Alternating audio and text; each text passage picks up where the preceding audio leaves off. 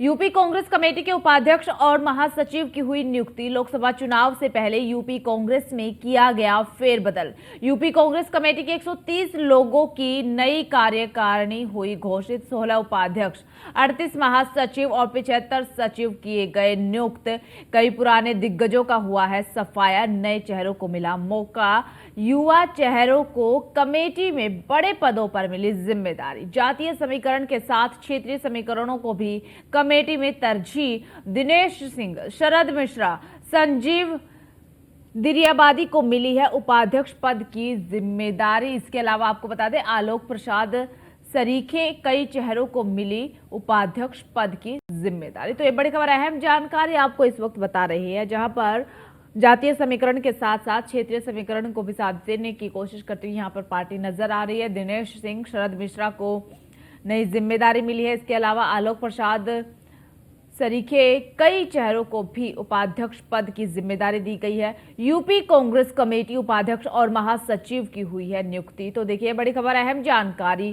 कांग्रेस ने लोकसभा चुनाव से पहले बड़ा फेरबदल किया है। यूपी कांग्रेस कमेटी के 130 लोगों की नई कार्यकारिणी घोषित हुई है। यह बड़ा फेरबदल लोकसभा चुनाव से पहले कांग्रेस पार्टी ने किया है। दरअसल देखिए, 5 राज्यों में विधानसभा चुनाव जारी है।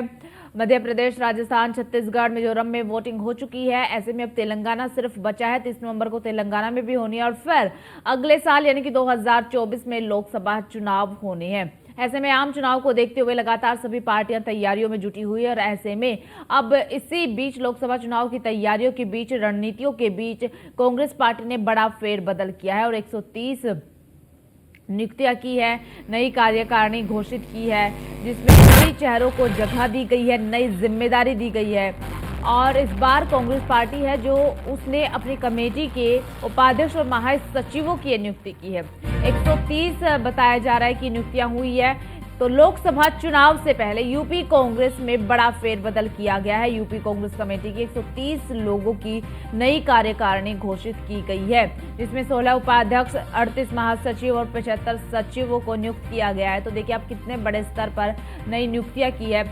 लगातार कांग्रेस पार्टी जो है वो लोकसभा चुनाव की तैयारियों में जुटी हुई है और कांग्रेस अब चाहती है कि जिस तरीके से उत्तर प्रदेश में मिशन 80 का लक्ष्य उन्होंने रखा हुआ है, उस लक्ष्य को साधने के लिए लगातार कांग्रेस पार्टी नए चेहरों को अपने साथ जोड़ने की कोशिश करती हुई नजर आती है। खासतौर पर उन नए चेहरों पर नजर कांग्रेस पार्टी की है जो कि उत्तर प्रदेश में बड़ा चेहरा भी है। नए चेहरों को अपने साथ लाने की कोशिश करती है ताकि वोट बैंक जो है वो हमारे साथ आ सके। हर एक कदम जो है वो कांग्रेस पार्टी सोच समझ कर रखती हुई नजर आ रही है, क्योंकि कांग्रेस ने अब लक्ष्य 80 बना लिया है और लक्ष्य 80 को साधने के लिए हर एक कदम सोच समझकर कांग्रेस पार्टी रखती हुई नजर आ रही है। अब इसी बीच लोकसभा चुनाव की तैयारियों के बीच, रणनीतियों के बीच बड़ा फेरबदल कांग्रेस पार्टी ने किया है। 16 उपाध्यक्ष, 38 महासचिव और 75 सचिव की नियुक्ति की गई है। कई पुराने दिग्गजों का सफाया किया है तो नए चेहरों को अवसर भी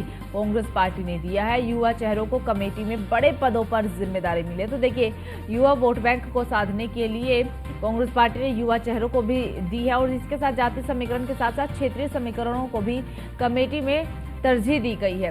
तो देखिए, जातीय समीकरण को साधने की कोशिश करते हुए भी कांग्रेस पार्टी नजर आ रही है। इसके अलावा हर वर्ग के लोगों को साधने की कोशिश कर रही है ताकि इस बार कोई भी गलती ना हो और जो कांग्रेस पार्टी का सफाया धीरे धीरे उत्तर प्रदेश से हुआ है वो एक बार फिर से उत्तर प्रदेश में दबदबा कांग्रेस पार्टी का कायम हो सके और एक बार फिर से लोकसभा के चुनाव में जो मिशन 80 का लक्ष्य कांग्रेस पार्टी ने रखा है वो हासिल कर सके और बीजेपी का सफाया उत्तर प्रदेश से हो सके। तो ऐसे में अब कांग्रेस पार्टी जो है वो हर कदम सोच समझ करके और फूक फूक करके रखती हुई नजर आ रही है।